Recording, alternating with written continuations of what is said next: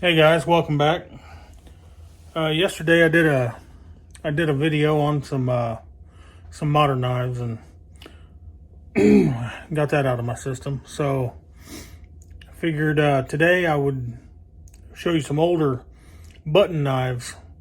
I showed one yesterday, and I figured I'd grab it again and show you a couple more button knives. And I swung by my buddy Sean's house today on my way home, and he's got a pretty cool old school 1950s switchblade, and I asked him if I could borrow it to show you guys that one too.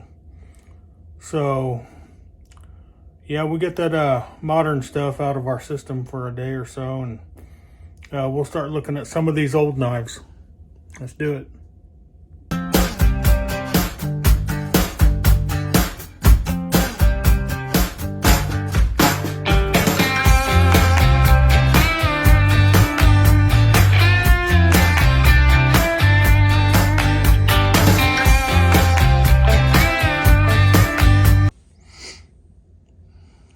The first one we'll look at is the one we saw yesterday at the end of the video.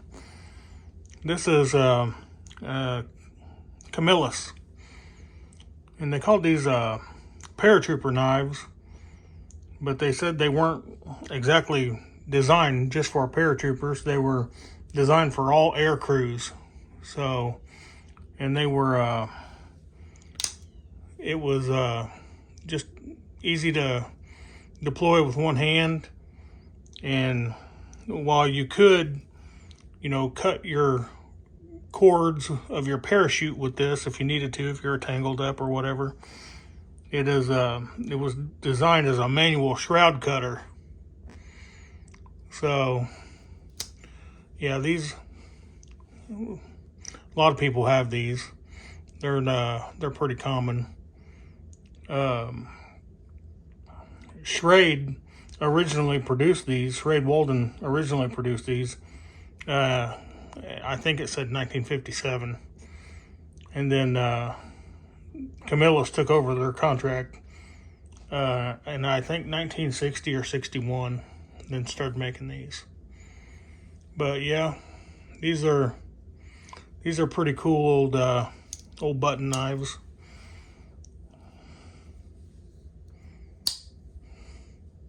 This one, the blade doesn't quite seat like it should. It should go down about that far, but it I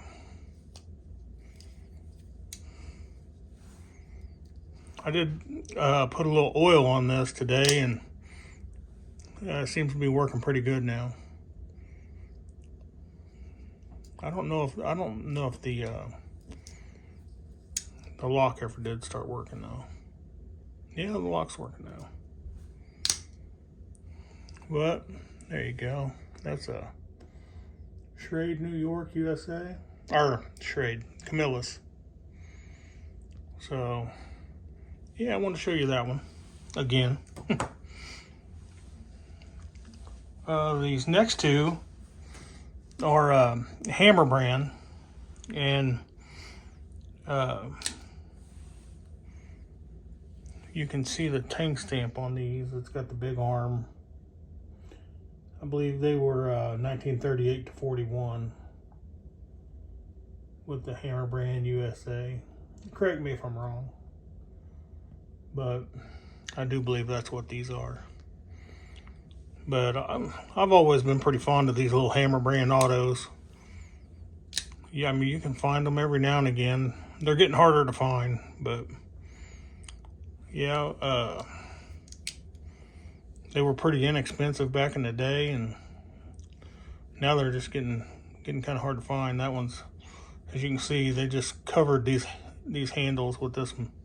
It's supposed to look like cracked ice or mother of pearl, and they had all different kinds of stuff they covered these in.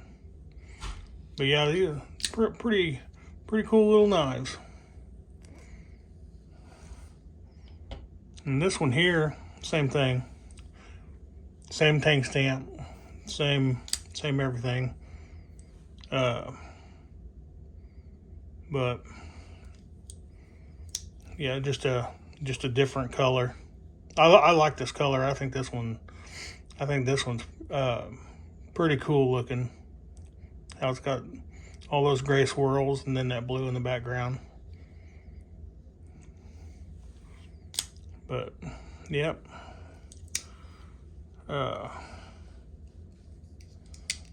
You imagine back in the day wielding two of these?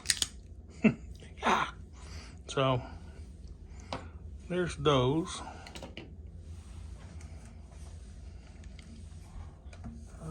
This one, now this, I brought this one out just to show you. This one is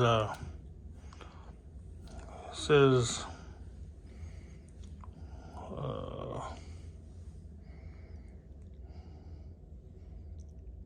rust-free Italy, and I do believe that just means rust-free. I think it's like their version of stainless. I'm not real sure, but this is not a button. This is just a stiletto style, you know, pocket knife, and it's got the little latch back here that you would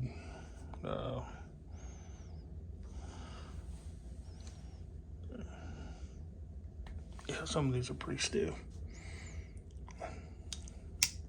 but I want to show you that one too since I got these others out. Oh, wait a minute, I think that's a yeah, it is. Yeah, it's got a button back here for a lock. Yeah, that's how you undo that. I was tearing my fingernails off for no reason. But that's a cool little knife. I just wanted to show you that one. This one is a Big Daddy. It's a more modern though. It is a Frank B Italy stiletto, and this one's got you push here to release that lock. And but yeah, that one, yeah, that's the Big Daddy. That's a heck of a knife there. Tickle your innards with that one, wouldn't they? But yeah, that one's, like I say, more modern. I think you could order those, I mean, maybe even still today. The Frank B. And this is the one that I stopped and borrowed off of my buddy Sean. Old Sean Doherty. He said, if you want to, clean it up a little bit. So I did that for him. I didn't want to take all, these things were made, it's a Mauro, made in Italy. They're a real Italian stiletto. And they were made in 1950s to the 60s. And I believe that's a ram horn handle. And a lot of these knives, they have pretty weak springs, but this one right here, I mean, it will almost jump out of your hand. The springs on these are pretty nice. But yeah, he picked this knife up not too long ago, and I was kind of jealous. I'd like to have had this one. But the good thing about him, usually if he has something, I'll have something eventually he'll want. So I'm sure it's just a matter of time. But this is a pretty cool knife. One thing about this knife is I don't think the safety works. Nope. So it's a very dangerous knife, and he's got kids, so he really shouldn't have this in his house. And I might have to send this video to his wife, you know, because I'm sure she'd want to be safe, you know, with kids around. And this is a very dangerous knife. He should probably just go ahead and get rid of it. So there you go. I wanted to just show you guys some stiletto style knives and some button knives from over the years and try to give you guys a little bit more information than I usually do. I usually just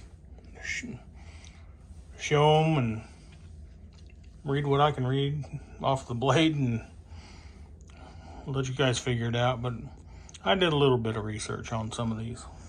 So, and this one back here, this is just sitting up there just for, I just can't stop looking at it. Got this one a while back off a Red Eye Patriot. And I know he watches these videos and I know he misses this knife, so I figured I'd just set it right up here and let him look at it for a little while. So, thanks guys for stopping and watching this video, and I appreciate all the subs. I'm almost to 400 subs. I can't believe that hardly, but I did say I get to 500, I will give away a German or USA made stag knife of some kind, and we'll get in one of these top drawers. We'll find something cool and we'll send it out to one of you guys. I really appreciate you guys watching. Have a good one.